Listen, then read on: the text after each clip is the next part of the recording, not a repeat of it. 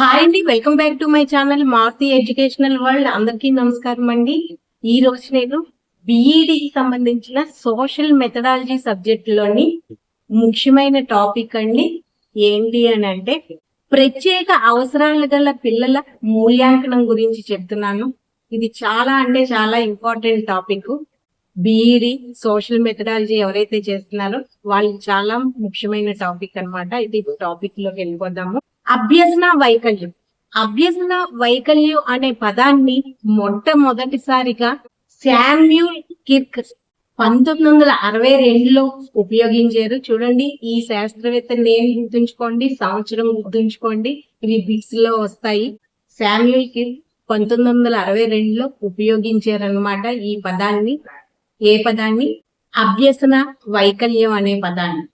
అంటే నాడీ వ్యవస్థ పనితీరులోని లోపం వల్ల సూచించే పిల్లల లక్షణాలను వివరిస్తూ అభ్యసన వైకల్యం అనే భావనను ఉపయోగించారనమాట. అంటే బుద్ధిమాన్యం, ఇంద్రియ వంచన, లేదా సాంస్కృతిక కోణాలు, లేదా బోధనా సంబంధిత కారణాలు, లేదా ఉద్వేగ ప్రవర్తన సంక్షోభం. చూడండి, స్క్రీన్ మీద దీనికి సంబంధించిన ఇంగ్లీష్ లో వర్డ్స్ కూడా వస్తాయి. అంటే ఇప్పుడు ఉద్వేగ ప్రవర్తన సంక్షోభము అని చెప్పాను కదా, దీన్ని ఇంగ్లీష్ లో ఏమంటారు అన్నది కూడా నేను స్క్రీన్ మీద ఇస్తున్నాను. ఇంగ్లీష్ లో దీన్ని ఏమంటారు అని అంటే ఎమోషనల్ డిస్టర్బెన్సెస్ అని అంటారు. అంటే నాడీ వ్యవస్థ దుష్ప్రభావాల వల్ల భాష చదవడము, రాయడము, గణిత సంబంధిత ప్రక్రియలో ఏదో ఒకటి లేదా ఎక్కువ అంశాలలో మాంద్యత గాని, అపవ్యవస్థ గాని, విలంబిత వికాసము గాని ఉన్న పిల్లలను అభ్యసన వైకల్యం గల పిల్లలుగా కిర్క్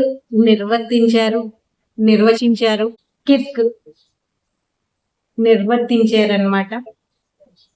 అంటే ప్రత్యేక అవసరాలు గల పిల్లలకు అభ్యసన వైకల్యం అంటే ఏంటో ఇదన్నమాట ఇప్పుడు నేను చెప్పిందంట. జాన్సన్ మైకేల్ బస్ట్ అంగవైకల్యం గల పిల్లల ప్రవర్తన, మెదడు పనితీరులో తేడాలు ఉండడం వల్ల వీరు అభ్యసన అపవ్యస్తలను ఎదుర్కొంటారనమాట. కానీ నిజానికి అభ్యసన సామర్థ్యం రీత్యా వీరు లోపం ఉన్నవారైతే కాదు అని అభ్యసన వైకల్య జాతీయ సమైక్య కమిటీ అంగవైకల్యాన్ని నిర్వచించిందనమాట. అయితే అభ్యసన వైకల్యానికి గల కారణాలు ఏంటో ఇప్పుడు తెలుసుకుందాము. అభ్యసన వైకల్యానికి గల కారణాలు: నెంబర్ 1 కేంద్ర నాడీ వ్యవస్థ పనితీరు లోపం.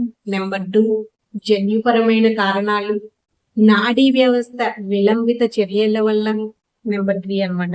నెంబర్ 4 జీవ ప్రక్రియ సమతుల్యం దెబ్బతినడం వల్ల గాని అభ్యసన వైకల్యం అన్నది సంభవించవచ్చు అన్నమాట. అయితే ఈ అభ్యసన వైకల్యం కలవారికి మూల్యాంకనం ఎలా ఉండాలి అని అంటే ఈ తరహా పిల్లలకు ఉపాధ్యాయుల జట్టు నిర్ణయించిన ప్రమాణాల ద్వారా నిర్ణయించాలి. నిత్యాసనులైన థెరపిస్టులతో ఈ రకం విద్యార్థుల మూల్యాంకనం జరిపించాలి. సహ విద్యార్థులు, తల్లిదండ్రులు, సోదరీమణులు వీళ్ళందరూ కూడా ఈ విద్యార్థుల మూల్యాంకనంలో పాల్గొనాలి.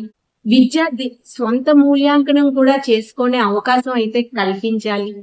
ఈ రకం విద్యార్థుల ప్రత్యేక అవసరాలు, ప్రత్యేక బలాలు ఈ మూల్యాంకనంలో పరిగణనలోకి తీసుకోవాలి. బోధనా అభ్యాసంలో ఈ రకం విద్యార్థులు ఎన్నో బోధనా పరికరాలు, సహాయకాలు తీసుకోవాలి. ఇవి ప్రతిరోజు అన్ని కృత్యాలలోనే ఉండాలి. ఉదాహరణకు బ్రెయిలీ పరికరాలు, వినికిడి పరికరాలు, మాట్లాడే పరికరాలు. వీళ్ళందరూ ప్రత్యేక అవసరం గల విద్యార్థులే కదా. వీళ్ళకి బృంద సభ్యులుగా గాని లేదా ప్రత్యేక విద్యార్థులుగా బృందాలుగా గాని ఏర్పడి మూల్యాంకనం అన్నది జరపాలి. అన్ని అంశాలను మూల్యాంకనం చేయాలి. సంవత్సరంలో అతని పోర్ట్ఫోలియో, ఉపాధ్యాయుని పరిశీలన నివేదిక, తల్లిదండ్రుల రిపోర్టు, సహపాఠకుల అభిప్రాయాన్ని వీటన్నిటినీ సేకరించి సమగ్ర మూల్యాంకనం జరగాలి. పరీక్ష యొక్క నిబంధనలు సామాన్య భాషలో సరళంగా ఉండాలి. వీరికి మొత్తం పరీక్షాంశాలు అంటే ప్రశ్నలు, పరీక్షా సబ్జెక్టులు తగ్గించవచ్చు, పరీక్షల్లో ప్రత్యామ్నాయ టేప్ రికార్డర్లు, కృత్యాలు ఏవైనా చేయాల్సి ఉంటే సహాయకులు, పరీక్ష రాసేవారికి సహాయకులు అంటే స్క్రైబ్స్ అన్నమాట తప్పనిసరిగా కల్పించాలి. ఇవి అభ్యసన వైకల్యం కలవారికి మూల్యాంకనం ఈ విధంగా చేయాలి. ప్రత్యేక అవసరం గల పిల్లలకి మూల్యాంకనం ఈ విధంగా చేయాలన్నమాట. అయితే ఇది ఇవాళ మన టాపిక్, ఇదే ఇవాళ క్లాస్. ఇది బిఈడి ఎవరైతే సోషల్ మెథడాలజీ చేస్తున్నారో వాళ్ళకి ఈ వీడియో చాలా ఉపయోగకరంగా ఉంటుంది. నెక్స్ట్ క్లాస్ లో వీటి గ్రేడింగ్ ఎలా ఇవ్వాలి అన్న దాని గురించి చెప్తాను. ఈ వీడియో కానీ మీకు నచ్చితే ప్లీజ్ లైక్ చేయండి, ఛానల్ సబ్స్క్రైబ్ చేసుకోండి. ఒకసారి ప్లే లిస్ట్ చేస్తే సబ్జెక్ట్ వారి టాపిక్ కూడా ఉంటాయి, ఒకసారి చెక్ చేసి ఛానల్ అయితే సబ్స్క్రైబ్ చేసుకోవడం మర్చిపోకండి. Okay, thank you.